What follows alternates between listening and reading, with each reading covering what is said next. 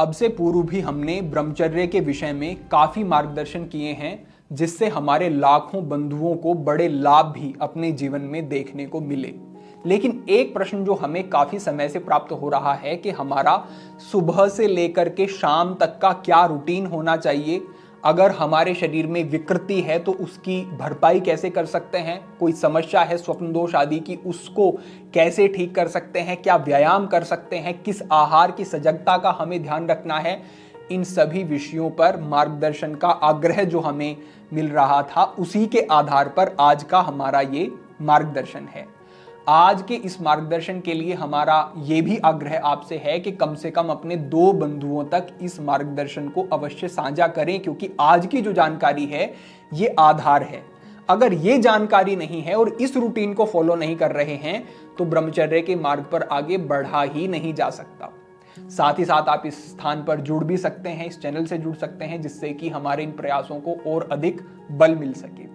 तो अब हम आगे बढ़ते हैं और समझते हैं अपने इस मार्गदर्शन को। यहाँ पर सबसे पहली बात यह है कि आपको सुबह उठने के समय को ठीक करना होगा, क्योंकि अगर आप देर से उठते हैं तो सबसे पहली बात तो यह है कि जो हम आगे आपके साथ रूटीन साझा कर रहे हैं उसे फॉलो करने का टाइम ही आपके पास नहीं होगा। आप देर से उठेंगे, फिर अपने कार्यों में लग जाएंगे, आप फॉलो ही नहीं कर पाएंगे।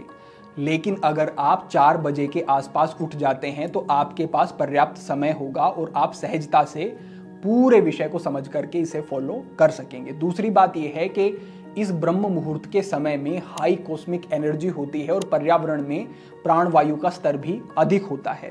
तो इससे जो सुबह आप योग अभ्यास करते हैं, प्राणायाम करते हैं, वो अधिक लाभ देने वाले हो जाते हैं, उसके प्रभाव बढ़ जाते हैं।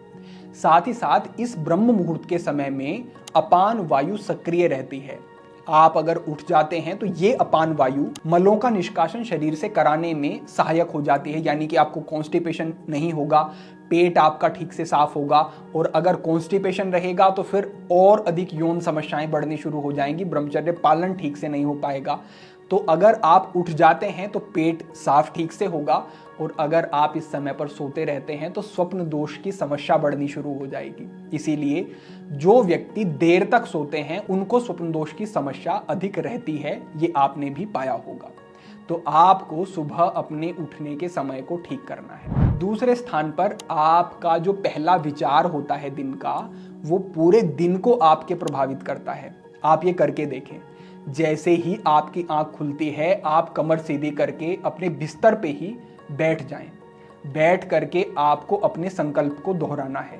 आपका संकल्प क्या है कि आपको सब अश्लील चीजों से बचना है, बुरी आदतों से बचना है, गलत संगति से बचना है, गलत चिंतन आपको नहीं करना है, और हर वो कार्य करना है जो कि आपको ब्रह्मचर्य के मार्ग में आगे बढ़ाने में सहायक हो। इस संकल्प को आप दोहराएं, 2 बार, 3 बार, 4 बार, 5 बार दोहराएं, और ईश्वर से भी प्रार्थना करें कि आप इस संकल्प को निभाने में हमारी सहायता करें। आप ऐसा कुछ दिन तक करते हैं तो उस तरीके से ही आपके मस्तिष्क की प्रोग्रामिंग होनी शुरू हो जाती है और आपको सहज लगने लगेगा ब्रह्मचर्य पालन करना, इतना कठिन नहीं लगेगा, वो उत्तेजनाएं नहीं आएंगे और आप सजग भी बने रहेंगे दिन भर में। तो दूसरे स्थान पर आपको ये अभ्यास करना है। तीसरे स्थान पर आपको उषापान करना है, क्योंकि रात भर में आपका शरीर डिहाइड्रेट हो जाता है। इसे हाइड्रेट करना है तो सुबह आप जितनी आपकी इच्छा हो उतना पानी पिए। ऐसा बहुत भर के नहीं कि 3 गिलास ही पीना है, 4 गिलास ही पीना है, नहीं। अगर 2 ही गिलास पी पा रहे हैं तो 2 ही पिए। अगर 1 गिलास जल ही ले पा रहे हैं तो बस उतना ही आपके लिए काफी है। अपनी आवश्यकता के अनुसार आपको जल ग्रहण करना है। उषापान करने के लगभग 15 मिनट के बाद आपको योग अभ्यास करने हैं। आप योग अभ्यास करते हैं तो आपका डाइजेशन भी अच्छा होगा, ब्लड सर्कुलेशन इंप्रूव होना शुरू होगा, फ्लेक्सिबिलिटी अच्छी होनी शुरू हो जाएगी। जो ऐसे व्यायाम हैं जो कि वीर्य का ऊर्ध्वगमन करते हैं, वो अभ्यास आप करते हैं तो आपको और अच्छे लाभ देखने को मिलेंगे। साथ ही साथ आप प्राणायाम का अभ्यास करते हैं तो जो उत्तेजना बढ़ती है दिमाग में, जो इस प्रकार के वेग आते हैं, काम वासना बढ़ती है, वो भी कम होनी शुरू हो जाएगी। अब आप समझें कि आपको क्या योग अभ्यास करने हैं। सबसे पहले आपको सूर्य नमस्कार का अभ्यास करना है। इससे आपका शरीर तैयार हो जाएगा, एक वार्म अप हो जाएगा। दूसरे स्थान पर जो अति महत्वपूर्ण है, दूसरे अभ्यास भी आप कर सकते हैं, लेकिन यहां हम बता रहे हैं जो अभ्यास आपको करने ही करने हैं। सर्वांगासन का अभ्यास करना ही करना है, शीर्षासन का अभ्यास और विपरीत करणी का अभ्यास। ये 3 अभ्यास तो बड़े ही उपयोगी हैं, जिन अभ्यासों में पैर ऊपर की तरफ रहेंगे, सर नीचे की तरफ रहेगा। ये अभ्यास बड़े सहायक रहेंगे ब्रह्मचर्य के मार्ग में आपके लिए। साथ ही साथ जिन व्यक्तियों को यौन दुर्बलता अनुभव हो रही है, इरेक्टाइल डिस्फंक्शन की समस्या है, इस प्रकार की स्थिति है और उसको लेकर के वो तनाव में है, उनके लिए हम एक मार्गदर्शन कहते हैं।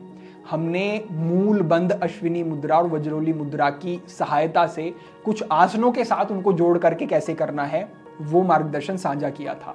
लाखों हमारे बंधुओं ने उसे देखा और वो अभ्यास किए और उन्होंने उससे लाभ लिए। उस अभ्यास को आपको देखना है, समझना है और उसका अभ्यास करना शुरू करना है। इससे 1 महीने के अंदर ही आपको बड़े बदलाव देखने को मिलेंगे। इन सभी ये जो मार्गदर्शन है, इनके लिंक हम डिस्क्रिप्शन में साझा करवा देंगे, वहां से आप इन्हें देख सकते हैं। तो आपको व्यायाम करना है। व्यायाम करने के बाद आपको स्नान करना है, क्योंकि गर्मी का मौसम है, पसीना बहुत अधिक आएगा, तो स्नान करना अनिवार्य हो जाता है। इससे आगे छठे स्थान पर आप समझें कि आपको प्रातःकाल फिर आहार लेना है, और जो आपका आहार है ये गुरु हो सकता है, थोड़ा भारी भी आप ले सकते हैं, क्योंकि आयुर्वेद के अंतर्गत भी कहा गया है कि प्रातःकाल आप थोड़ा भारी ले सकते हैं आहार, दोपहर का आहार आप मध्यम थोड़ा हल्का रखें, और संध्या का आहार बिल्कुल हल्का आपको रखना है। लेकिन सुबह के आहार को अगर आप थोड़ा भारी रखते हैं तो ठीक है, क्योंकि इस समय पर पहली बात तो जठराग्नि अधिक प्रदीप्त रहती है, दूसरी बात रात भर में पेट बिल्कुल खाली होता है, तो शरीर की एक आवश्यकता भी होती है। अगर सुबह का आहार ही आप बहुत हल्का रखते हैं तो शरीर को ठीक से पोषक तत्व नहीं मिलेंगे और आपकी मांसपेशियों का विकास ठीक तरीके से नहीं हो पाएगा। तो ये आहार आपको अच्छा लेना है। इसके विषय में हमने भी पहले मार्गदर्शन किए हैं कि किन चीज़ों को आप सुबह ले सकते हैं, वो हम लिंक साझा करवा देंगे, वो भी आप देख सकते हैं। इससे आगे 7वें स्थान पर समझें कि सुबह के और दोपहर के बीच में आपको फलाहार करना है। इससे कई प्रकार के लाभ मिलेंगे।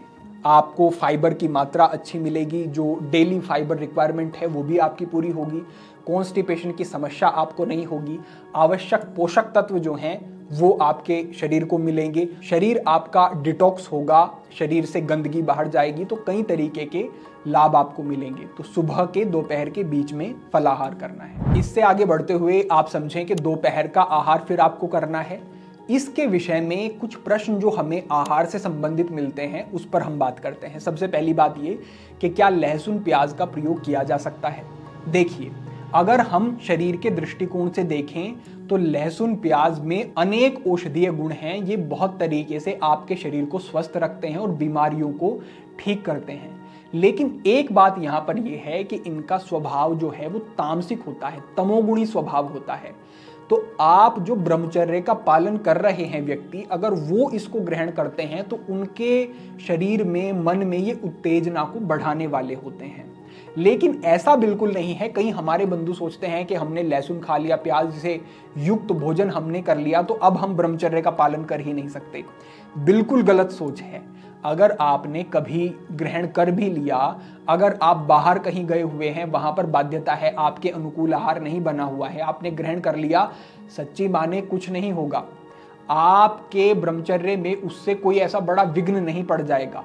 जितनी हो सके उतनी कोशिश करें कि आप सात्विक आहार लें और लहसुन प्याज का प्रयोग ना करें। लेकिन अगर आपको करना पड़ रहा है, ऐसी स्थिति है, तो ऐसा ना समझें कि अब ब्रह्मचर्य का पालन आप कर ही नहीं सकते हैं।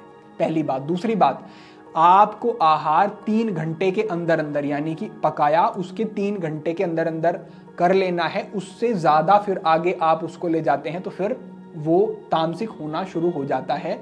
तो ताज़ा ही आहार आपको करना है।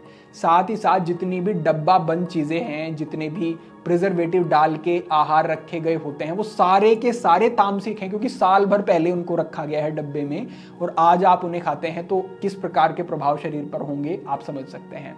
तो इन सजगताओं को आपको रखना है। घर का सात्विक सुपाच्य अच्छा आहार लेना है। रोटी लें, दाल लें, दही का प्रयोग आप अच्छा करें, प्रोबायोटिक्स मिलेंगे, डाइजेशन अच्छा रहेगा आपका।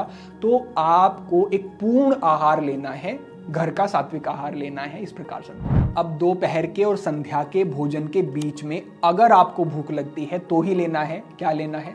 आप मूंगफली ले सकते हैं, रोस्टेड पीनट्स ले सकते हैं, आप भुने हुए चने और गुड़ ले सकते हैं, आप मखाने को थोड़ा सा रोस्ट करके उसको ले सकते हैं, या फिर दूसरे कोई जो ड्राई फ्रूट हैं उनको थोड़ा सा आप इनके साथ ऐड कर सकते हैं। ये आप लेते हैं तो शरीर में प्रोटीन की आपूर्ति भी होगी, शरीर पुष्ट भी होगा और बल भी बढ़ेगा। अब इससे आगे आपको क्या करना है?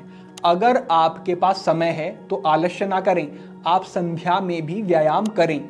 सुबह तो आपने ये योग अभ्यास किए, हल्के हल्के धीमी गति से प्राणायाम, ध्यान, सर्वांगासन, शीर्षासन आदि किए, और संध्या में आप बलवर्धक अभ्यास करें।